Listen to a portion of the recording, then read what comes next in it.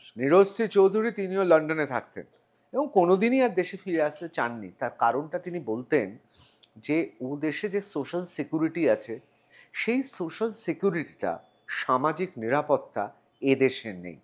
আপনার যেহেতু লন্ডন যোগ আছে এবং লন্ডন থেকেই আপনি এত বিখ্যাত, যদিও আপনাকে কিন্তু আমি কয়েক দশক আগে থেকে চিনি মান্নাদের আত্মীয় হিসেবে। আমি সে প্রসঙ্গে আসছি। তা বাঙালি তো আপনাকে চিনতে পারল লন্ডন থেকে এবং তারপর লন্ডনের পরবর্তীকালে আমরা চিনতে পারলাম দক্ষিণ কলকাতার একটি ঘটনা। তা কোথাও কি মনে হচ্ছে নীরজচন্দ্র চৌধুরীর মতো, আমি বলছি না আপনার অতটা বয়স হয়েছে, কিন্তু কোথাও আপনার খ্যাতি, সেটা সুখ্যাতি হোক কুখ্যাতি হোক, খ্যাতিটা জন্মালো একটু দেরি হলেও? সেটা তো আমার নিয়ন্ত্রণে নয়। আমি কর্মে বিশ্বাস করি। কর্মযোগ গীতার সবচেয়ে মোস্ট অ্যাট্রাকটিভ যোগ এবং সেটাই আমাদের সবার ফলো করা উচিত। কর্মযোগ, সেই পথে আমি চলি। আমি আমার কর্মটা করে গেছি, ঠিক না ভুল সেটা তো কালই বলবে। আমার এই সময় এটা হয়তো করার ছিল, তাই আমি করেছি।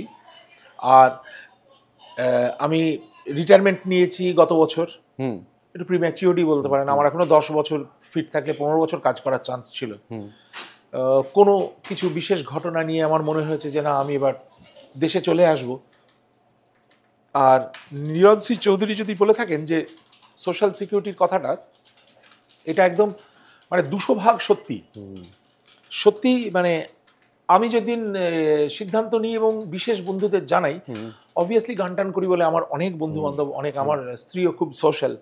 সো যখনই জানাই, বহু লোকের কিন্তু মানে হার্ট রেট বেড়ে গেছে। আরে রজত, তুই রিটায়ার করবি? মাই গড, না না, ইউ মাস্ট বি জোকিং। তুই কলকাতা ফিরে যাবি? আমার আসা উচিত হয়েছে কিনা সেটা আমি নিজে এখন জানি না। প্রথমে যখন সিদ্ধান্তটা নিয়েছি, তখন তো নিশ্চয়ই মনে হয়েছে যে না, আমার ঠিক হয়েছে আসাটা, আমি আসবো, আমি মায়ের জন্য আসবো। মা বাবা চলে যাওয়ার পর সম্পূর্ণ একা। একদিন উনি বললেন, আমি এত বড় বাড়িটায় পুরো একা, কেউ নেই চারপাশে, এরকম একটা ব্যাপার। এটা আমাকে একটু স্ট্রাইক করে। তারপরে আমি বললাম, মা ফিরে আসছি। মা আমায় জিজ্ঞেস করলেন, তোর কি খুব ক্ষতি হবে এখন রিটায়ার করলে? সেটা নিয়েও আমি ভেবেছি। একদম যে দুম করে কাজ করেছি সেরকম বলবো না। আমি আমার বিশিষ্ট কিছু বন্ধুবান্ধব যারা একটু বিচক্ষণ, যারা একটু মানে বিষয়ী, আমি একদমই বিষয়ী নই। তার আগে অবধি আমি আমার কোনো টাকা পয়সা আছে না নেই সেটাও জানতাম না। আমি শুধু রোজগার করে গেছি, আমার স্ত্রী সংসারটা চালিয়েছেন। And then I sat down with somebody যে ব্যাপারটা বোঝে। সে আমার চেয়ে অনেক জুনিয়র, কিন্তু আমার চেয়ে অনেক বিচক্ষণ। সে বিচার টিচার করে আমাকে জানালো যে না রাজতদা, তুমি রিটায়ার করলে তোমার এই অবস্থা হবে, তুমি এটা মানবে কি মানবে না। তা আমি সেই সব ঠিকঠাক করে আমি সিদ্ধান্ত নিলাম আমি চলে আসব। সেটা ভুল না ঠিক আমি জানি না। আর মায়ের পরেই যে উদ্দেশ্যটা ছিল সেটা হলো কাজ আর করবো না। একদম মানে একদম একটা ফ্রি বার্ডের মতো উড়ে বেড়াবো আর গানটা গাইবো মন দিয়ে, যেটা আমার এতক্ষণ দিনে সেইভাবে গাওয়া হয়নি। কারণ আমি যে গানটা গাই সেটা খুব শক্ত, বুঝতেই পারছেন। মানে আপনি যার কথা উল্লেখ করলেন, আমি তার প্রচণ্ড ক্লোজ ছিলাম, আমি তার পুত্র সম ছিলাম এবং ওইরকম মানুষ আমি দেখিনি। সেটা আপনি জিজ্ঞাসা করলে আমি আপনাকে বলবো। অবশ্যই আমি সেক্ষেত্রে যাব। আচ্ছা, এই প্রশ্নটা অনেকের মাথায় ঘুরছে। দেখুন, বড় বড় মনীষী বা বড় বড় রাজনীতিবিদ, এদের লেকচার শুনে, বক্তব্য শুনে অনেকে রাজনীতিতে এসছে, এরকম অহরহ ঘটনা একদম ঘটেছে। হতেই পারে। মানে নেতাজি সুভাষচন্দ্র বোস তার বক্তৃতা শুনে হ্যাঁ। অনেকে সব ছেড়ে নেমে গিয়েছে দেশ উদ্ধারের একদম। কাজে। এটা আমার হয়েছে, দাদু তাই। আমার নিজের তাই দাদু, নাকি? হ্যাঁ, আমার মায়ের বাবা কানাইলাল চট্টোপাধ্যায়। ইতিহাসে হয়তো নামটা তার খুব ছোট্ট করে, কিন্তু আমি চিনেছিলাম যখন ইন্দিরা গান্ধী এসে তাকে মানপত্র, সম্মান, তাম্রপত্রটা আমার বাড়িতে এখন আছে, ওইটা আমি ইনহেরিট করেছি।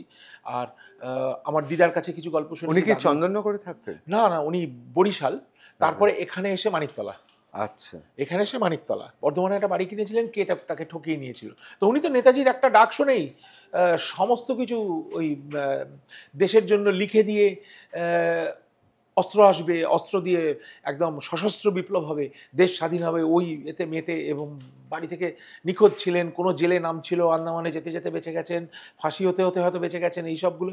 আর দিদা ওয়েট করতেন গ্রামে, যখন ঢুকছে অনেক বডি ঢুকছে, সেই সময় মারা যাচ্ছে লোক, যে কোনটা দাদুর জানে, এইটা ওয়েট করতে করতে কিন্তু উনি ফিরে এসেছিলেন।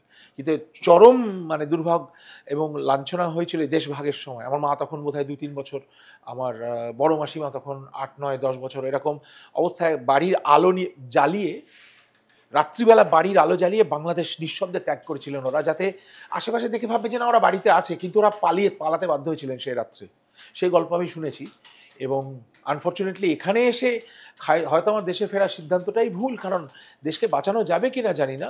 আমার মা কিন্তু এরকম একটা আশঙ্কা করছেন, আমি করছি অন্তত রিসেন্ট যা দেখতে অবশ্যই আমি সেই প্রসঙ্গে আসছি। আচ্ছা, কোথাও কি ধরে নেব যে মাননীয় মুখ্যমন্ত্রী মমতা বন্দ্যোপাধ্যায় তার অক্সফোর্ডের সেই বক্তৃতা শোনার পর যা যা ক্রিয়া প্রতিক্রিয়া হলো তাতেই আপনি সিদ্ধান্ত নিলেন আর নয় এবার দেশে ফিরবো? না, তার আগেই আমি দেশে ফিরে এসেছি। আচ্ছা দেশে আমি তার আগেই ফিরে এসেছি। আচ্ছা। আমি দেশ, সত্যি কথা বলতে আমি অনেস্ট লোক, আমি একদম সোজা অনেস্ট লোক, তাতে আমার অনেক দুর্ভোগ হয়েছে জীবনে। আমি সিদ্ধান্ত তার আগেই নিয়েছি। আমার রিটায়ারমেন্ট সাবমিশন হয়ে গেছে 2023 এপ্রিলে। 2023 এপ্রিলে আমার রিটায়ারমেন্ট। তাহলে আপনি লন্ডনে সেই সময় কি বক্তৃতা শুনতে গিয়েছিলেন? না, আমি গেছিলাম লিভারপুলে। আমি অ্যাকচুয়ালি লন্ডনে থাকি না, ঠিক। আমি সবসময় লিভারপুলে ছিলাম। আমাকে লোকে লন্ডন লন্ডন বলে, আমি আর অনেককে বলেছি আমি লন্ডন নই, আমি লিভারপুল। আর বিশেষ করে এবার প্রিমিয়ার লিগ জেতার পরে আমার আরো দমটা বেড়েছে, আমার টিম জিতেছে, টপে আছে। তো আমাদেরও যে বন্ধুরা লিভারপুলে আছে তারা খুব গর্বিত, তারা লন্ডন বললে রেগে যায়, বলে বল লিভারপুল। 5-7 বছর ধরেই আমি লিভারপুলের খেলা দেখছি, ফলো করছি। আর আমি একদম এখানে রাত জেগে রাত্রির 3টে 3:30 অবধি বেঁচে যায় অনেক সময়। শেষ খেলাটা যেটা আমরা হারলাম পিএসজির কাছে 5টা অবধি, আমি সারা রাত খেলা দেখি, যার জন্য আলাদা সেট আপ করেছি যাতে কারো ডিস্টার্ব না হয়, মাঝে মাঝে চেঁচিয়ে ফেলি। হ্যাঁ, তো আমি লিভারপুলেই ছিলাম, ডিসিশন আমি তার আগেই নিয়েছি। কিন্তু এইখানে অ্যাকচুয়ালি ব্যাপারটা আমি প্ল্যান করে যাইনি।